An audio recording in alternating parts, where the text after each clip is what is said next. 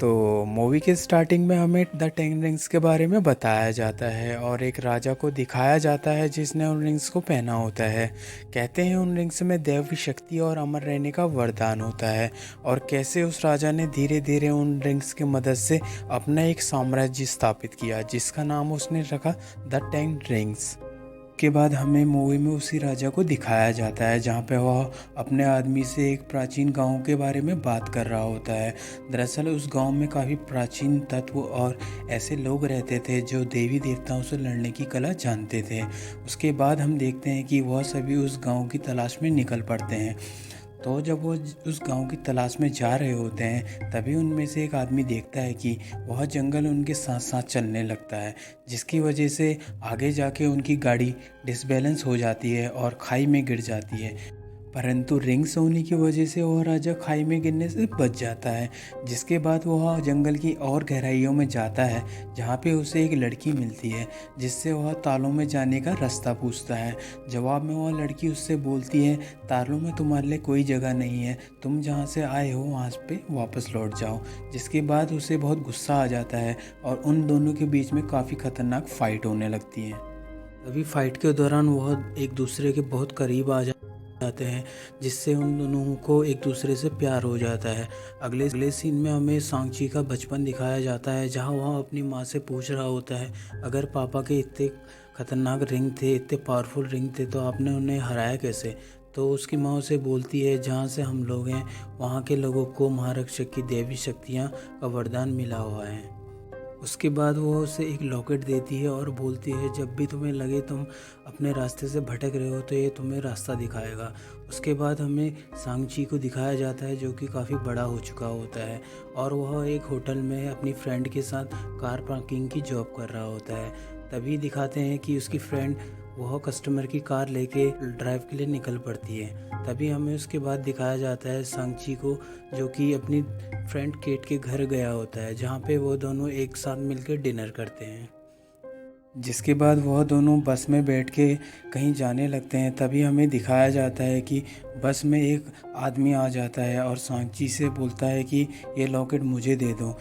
इसी दौरान उसके दो आदमी आके सांची को पकड़ लेते हैं। उनके बीच एक काफ़ी खतरनाक फाइट होने लग जाती है और इसी दौरान एक लंबा सा तगड़ा सा आदमी आ जाता है जिसका एक कटा हुआ हाथ होता है, जिसमें से वह एक तलवार निकाल के सांची के ओर वार करने लगता है। तभी वह जब वार करता है तो बस की ब्रेक वायर कट जाती है और उसके ब्रेक फेल होने लगते हैं। तभी उसी हमें वहाँ दिखाया जाता है एक ज़ोरदार टक्कर से बस का ड्राइवर वहाँ पे बेहोश हो जाता है, जिससे सांची उस गाड़ी को कंट्रोल करने के लिए भागता है। तभी वहाँ पे वो आदमी आके सांची को मारने लगता है। तभी उसकी फ्रेंड आके उस आदमी को एक ज़ोरदार मारती है और उससे बोलती है कि बस मैं ड्राइव करती हूँ। तभी हमें दिखाया जाता है कि एक ज़ोरदार किक से सांची उस आदमी को उस बस से पीछे धकेल देता है, जिसके कारण वो वहाँ से गिर जाता है और वो लोग वहाँ से बच जाते हैं। जिसके बाद सांची अपने गले में लॉकेट चेक करता है तो वह लॉकेट उसके गले में नहीं होता है। दरअसल वह आदमी ने उसका लॉकेट ले लिया होता है। जिसके बाद हमें दिखाया जाता है कि सांची वहाँ से जाने लगता है और वह केट को बताता है कि मुझे अपनी बहन को बचाना होगा। जिसमें केट उससे पूछती है, तुम्हारी कोई बहन भी है? तुमने मुझे कभी बताया नहीं। उसके बाद सांची उसे बताता है कि कैसे उसकी माँ के मर जाने के बाद उसके फादर ने उसे ट्रेनिंग कराई और जान लेने के वो हर एक पैतरे सिखाए और उसे एक ऐसा इंसान बनाया जहाँ पे वो किसी की भी जान ले सके। जिसके बाद जब वह 14 साल का हुआ उसके बाद उसके फादर ने उसे फर्स्ट मिशन के लिए भेजा था। जिसके बाद हमें दिखाया जाता है कि सांची अपनी सिस्टर को ढूंढने के लिए अपनी फ्रेंड के साथ मोकाओ की ओर निकल पड़ता है। जिसके बाद वह एक आदमी से मिलता है जो उन्हें उस बस में फ़ाइट का वीडियो दिखाता है और वह उसे फ़ाइट लड़ने के लिए मजबूर करता है और वह उससे बोलता है कि अगर तुम यहाँ पे मेरे लिए फ़ाइट लड़ोगे तो मैं तुम्हारी सिस्टर को ढूंढने में तुम्हारी मदद करूँगा। जिसके बाद सांची तैयार हो जाता है और वह लड़ने के लिए चला जाता है। जिसके बाद हमें दिखाया जाता है जिस फाइटर से सांची लड़ने वाला होता है वह दरअसल उसकी बहनी होती है और उनके बीच में एक फ़ाइट शुरू हो जाती है। जिसके बाद फ़ाइट के दौरान उसकी बहन को याद आता है कि सांची उसे 3 दिन के बाद आने के लिए बोल के गया हुआ था, लेकिन वह तब से उससे मिला नहीं था, जिसके बाद उसे बहुत गुस्सा आ जाता है और वह एक किक मार के सांची को बेहोश कर देती है। दरअसल वो फ़ाइट क्लब उसी की बहन का होता है और वह उसे बताती है कि जब तुम घर वापस नहीं आए थे उसके बाद मैं भी घर से भाग गई थी और मैंने यहाँ मकाऊ में आके अपना ही फ़ाइट क्लब बनाया। उसके बाद सांची उसे एक कार्ड दिखाता है और उससे पूछता है कि क्या यह कार्ड तुमने मुझे भेजा था। जिसके बाद उसकी सिस्टर बताती है कि यह कार्ड मैंने नहीं भेजा था। उसके बाद वहाँ पे अलार्म बजने लगता है और सभी लोग इधर उधर भागने लगते हैं। जिसके बाद सांची खिड़की का ग्लास ब्रेक करके केट को चलने के लिए बोलता है, लेकिन काफ़ी बिल्डिंग की ऊंचाई होने के कारण केट वहां से जाने में डरती है। जिस पे सांची उससे बोलता है अगर हम यहाँ से नहीं निकले तो यह हमें मार देंगे। जिसके बाद वह आदमी वहां पे आ जाते हैं और केट और सांची वहां से जाने लगते हैं। जिसके बाद हमें दिखाया जाता है वह आदमी केट को जोरदार वार करता है, जिससे केट नीचे की ओर गिरने लगती है। तभी सांची उसे बचाने जाता है और उसी दौरान उसी का हाथ उसके हाथ से छूट जाता है, जिसके बाद केट नीचे गिरने लगती है। तभी सांची की बहन वहाँ पे नीचे से केट को पकड़ लेती है और उसकी जान बचा लेती है। जिसके बाद हमें दिखाया जाता है वहाँ पे एक धमाका होता है और एक आदमी वहाँ पे आ जाता है। दरअसल यह आदमी वही होता है जिसने सांची को बचपन में ट्रेनिंग दी होती है और वह सांची की बहन से उसका लॉकेट लेके भागने लगता है। जिसके बाद सांची उसका पीछा करता है और उसको पकड़ लेता है। जिसके बाद उन दोनों के बीच में काफ़ी खतरनाक फाइट होती है। इसी दौरान जब वो लोग फाइट कर रहे होते हैं तभी वहाँ पे सांची के फादर आ जाते हैं और वह सांची को उसे मारने से रोक देते हैं। जिसके बाद वह सांची से वह लॉकेट ले लेते हैं और सांची को घर चलने के लिए बोलते हैं। इसके बाद वह सभी अपने फादर के साथ वहाँ से चले जाते हैं। उसके बाद हमें दिखाया जाता है कि कैसे उसके फादर ने एक बड़ा साम्राज्य स्थापित किया हुआ है, जहाँ पे सांची को अपने बचपन की यादें आती है और उसे यह याद आता है कि कैसे वह यहाँ पे प्रैक्टिस करता था। उसके अगले सीन में हमें दिखाया जाता है कि वह सभी लोग मिलकर खाना खा रहे होते हैं, जहाँ पे सांची के फादर बताते हैं कि कैसे वह उनकी माँ से मिला और कैसे उसकी माँ ने उन्हें बदला, उन्हें एक हैवान से इंसान बनाया और कैसे उसने उनके लिए सब कुछ त्याग दिया और मैंने भी उसके लिए सब कुछ छोड़ दिया। और उसकी माँ ने उन्हें एक ऐसी लाइफ दी जिनका उन्होंने कभी ख्वाब भी नहीं देखा हुआ था। और बताता है कि तुम्हारी माँ के मर जाने के बाद मैं कैसे उसके गांव और तालों के बारे में और पढ़ने लगा। तभी वो बताता है कि एक दिन जब मैं उसके गांव और तालों के बारे में पढ़ रहा था तो मुझे उसने आवाज़ दी।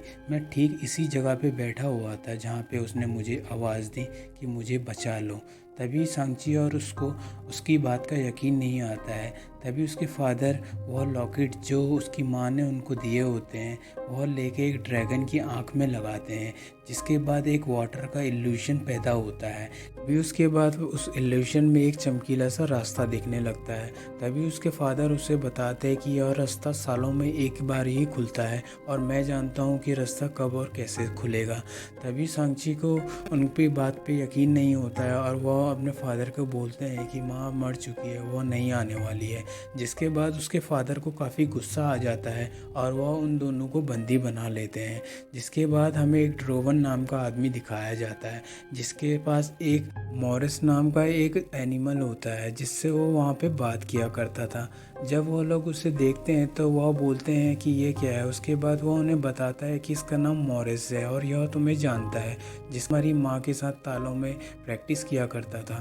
तभी वह उसे बोलता है कि मॉरिस तुमसे आता लेकिन मुझे रास्ता पता नहीं है। तो ड्रोवन बताता है कि मॉरिस तुम्हें वहाँ ले जा सकता है, मॉरिस को वहाँ का रास्ता पता है। जिसके बाद उसकी बहन उसे एक खुफिया रास्ता बताती है जहाँ से वह बचपन में भागी हुई थी। उसके बाद वह सभी वहाँ से एक कार में भागने लगते हैं। जिसके बाद उसके डैड के आदमी उनका पीछा करते हैं और उन्हें रोकने की कोशिश करते हैं। उन्हें भागता देख उनके डैड को गुस्सा आ जाता है और वह वहाँ हमले करने की आज्ञा दे देते हैं। जिसके बाद हम देखते हैं कि जब वह लोग वहाँ से जा रहे होते हैं तभी वह जंगल दोबारा उनके पीछे चलने लगता है। तभी वहाँ पे मॉरिस उन्हें ठीक ठीक रास्ता बता के उन्हें उस जंगल से पार करवा देता है। जिसके बाद वह आगे और जंगल की गहराई में जाते हैं, जहाँ पे वह देखते हैं कि अलग अलग जानवर और अलग अलग वहाँ पे नज़ारे हैं। उसके बाद वो लोग देखते हैं कि वहाँ पे ऑलरेडी उनका कोई इंतज़ार कर रहा होता है। तभी वहाँ से एक औरत आती है और उनसे बोलती है कि मैं तुम्हारी माँ की बहन हूँ, तुम्हारा यहाँ स्वागत है, और उनका स्वागत करती है। जिसके बाद सांची उन्हें बताता है कि यहाँ पे उनके डैड आने वाले हैं। उनके डैड को लगता है कि माँ अभी भी ज़िंदा है और तुम लोगों ने उन्हें कहीं बंद करके रखा हुआ है। जबकि उनकी मौसी उनसे पूछती है कि उन्हें ऐसा क्यों लगता है, क्या उन्होंने अभी भी वो रिंग्स पहने हैं क्या? तो वह उनसे पूछते हैं कि माँ के जाने के बाद उन्होंने वो रिंग्स कभी उतारे ही नहीं। जिसके बाद उनकी मौसी उन्हें बताती है कि लोग यहाँ पे तुम्हारी दुनिया की रक्षा करते हैं उस काले द्वार से, जिसके पीछे एक काफ़ी खतरनाक शैतान छुपा हुआ है जो लोगों की आत्माएं चुरा लेता है और हर एक आत्मा के साथ उसकी शक्तियाँ बढ़ती रहती है, जिसको हमने ड्रैगन की शक्ति के साथ इस दरवाजे के पीछे बंद कर दिया है। जिसके बाद हमें ड्रैगन की खाल को दिखाया जाता है और बॉब उन्हें बताती है कि ड्रैगन की खाल इतनी मजबूत होती है वो किसी चीज़ को भी काट सकती है। जिसके बाद हमें दिखाया जाता है कि जहाँ पे उसकी मौसी उसे लड़ने की कला बता रही होती है, वह सेंगचे को बताती है कि कैसे तुम्हें अपने फादर को हराना है और कैसे तुम्हें अच्छाई और बुराई को अलग करना है, क्योंकि तुम्हारे अंदर अच्छाई और बुराई है। जब तक वह बुराई हटेगी नहीं तब तक तुम अपने फादर को हरा नहीं पाओगे। जिसके बाद हमें दिखाया जाता है कि सांची के फादर उस गांव में आ जाते हैं। जिसके बाद वो सांची से बोलते हैं कि जिसने तुम्हारी माँ को कैद किया हुआ है तुम उसी की मदद करने आ गए। तभी उसकी मौसी बोलती है कि मैं अपनी बहन को तुमसे ज़्यादा प्यार करती हूँ और उस दरवाजे के पीछे तुम्हारी बहन नहीं है, वहाँ पे एक शैतान है जो तुम्हें गुमराह करके इस दुनिया का सर्वनाश करना चाहता है। दूसरी ओर जब सांची अपने फादर से लड़ रहा होता है, उनकी लड़ाई के दौरान उसके फादर सांची को रिंग से इतनी ज़ोर का मारते हैं कि सांची वहाँ से समुद्र में जाके डूब जाता है। जिसके बाद वह वहाँ से उस दरवाजे को तोड़ने चले जाते हैं। इसी दौरान वहाँ पे एक अजीब सा जीव उस दरवाजे से बाहर निकलने लगता है। उसे कहती है कि हमें मिलके लड़ना पड़ेगा वरना हम सभी मारे जाएंगे। उसके बाद हमें दिखाया जाता है उसमें से एक जीव एक आदमी को पकड़ लेता है, उसके हथियारों से मर नहीं रहा होता है। तभी उसकी मौसी ड्रैगन की खाल के वाले हथियार से उस जीव को मार देती है। जिसके बाद हमें मूवी में दिखाया जाता है कि सेंची उस समुद्र में ड्रैगन से मिल रहा होता है। उसके बाद हमें ड्रैगन को दिखाया जाता है जो कि उन जीवों को मारने लगता है। जिसके बाद सांची उसके फादर को रोकने चले जाता है और उनके बीच में एक खतरनाक फाइट होने लगती है। तभी उसी दौरान उसके फादर देखते हैं कि सांची उनके रिंग्स को कंट्रोल करने लगा है। जिसके बाद सांची के फादर बोलते हैं कि तुम मुझे क्यों रोक रहे हो, तुम्हारी माँ मुझे बुला रही है। लेकिन सांची उनसे कहता है कि माँ अब नहीं रही, आप यकीन क्यों नहीं करते हैं। उसके बाद हमें दिखाया जाता है कि उस दरवाजे से एक विशाल सा जीव बाहर निकल के आता है जो कि आते ही उन दोनों की ओर बढ़ने लगता है। जिसे आता देख सांची के फादर सांची को दूर कर देते हैं और उसे वह जीव पकड़ लेता है। जिसके बाद वह अपने रिंग्स उतार के सांची के हाथों में डाल देते हैं। जिसके बाद हमें दिखाया जाता है वहाँ पे वह ड्रैगन आके उस विशाल से जीव से लड़ने लगता है और सांची उस दरवाजे को बंद कर देता है जहाँ से वह जीव बाहर आ रहे होते हैं। उसके बाद हमें दिखाया जाता है वह जीव ड्रैगन की आत्मा को बाहर निकालने लगता है। तभी उसी दौरान एक तीर आके उस जीव के गले में लगता है। दरअसल वह तीर सेंची की फ्रेंड ने मारा होता है। जिसके बाद हमें दिखाया जाता है सेंची उस विशाल से जीव के पेट में अपने रिंग्स डाल देता है और वह रिंग्स को ज़ोर ज़ोर से घुमाने लगता है। जिसके बाद वह जीव सारा का सारा फट जाता है और उसके टुकड़े टुकड़े हो जाते हैं और वह वहीं पर ही ख़त्म हो जाता है। उसके बाद हमें मूवी में दिखाया जाता है कि सारे लोग उन लोगों की श्रद्धांजलि देते हैं जो लोग इस लड़ाई में मारे गए होते हैं। लास्ट सीन में हमें सेंची और केटी को दिखाया जाता है जो कि एक रेस्टोरेंट में बैठे होते हैं जहाँ पे एक आदमी आता है और उनको बुला के अपने साथ ले जाता है। तो दोस्तों, अगर आपको वीडियो पसंद आई होगी तो मेरे चैनल को लाइक और सब्सक्राइब कीजिए। धन्यवाद।